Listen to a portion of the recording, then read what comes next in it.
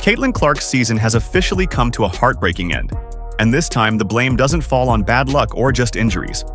No, the shadow of Angel Reese's jealousy has been hovering all year, fueling unnecessary drama, dangerous physical play, and an ugly environment that pushed Clark's body past its breaking point.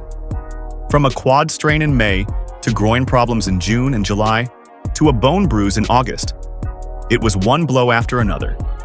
And while the league should have been protecting its brightest star, Reese and her obsession with taking Clark down became the sideshow that spiraled out of control. Now the fallout isn't just a personal tragedy for Clark, it's a league-wide disaster. Fans are done. No matter how much Reese thinks she is the star, this proves it. And what's Angel Reese's response? Silence. Maybe even satisfaction. Think back. How many times did we see Clark shoved, grabbed, and thrown off balance, only for the cameras to cut to Reese celebrating her physicality like it was some kind of badge of honor? That's what infuriates fans the most. Everyone saw it in real time. Clark hammered on curls, bodied before she even touched the ball, and roughed up every trip down the floor. Yet while Angel Reese played up the rivalry theatrics, the actual basketball kept sliding into something ugly. It stopped being about competition and started looking like one player being openly targeted, night after night, with no accountability. Here's the painful irony.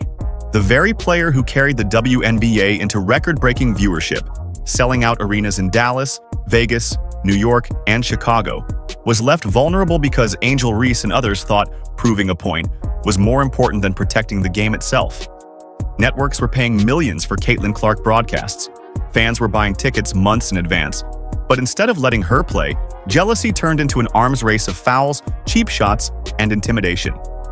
For Clark, that meant collisions, twisted pivots, and landings that piled up into injuries that could have been avoided.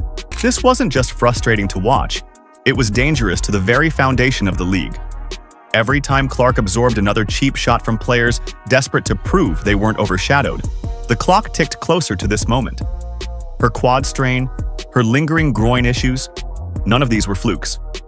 They were the result of weeks of unchecked physicality, of opponents more obsessed with knocking her off balance than actually beating her with skill. And yes, Angel Reese was at the center of that narrative, leaning into the villain role, thriving on the attention, even if it came at Clark's expense.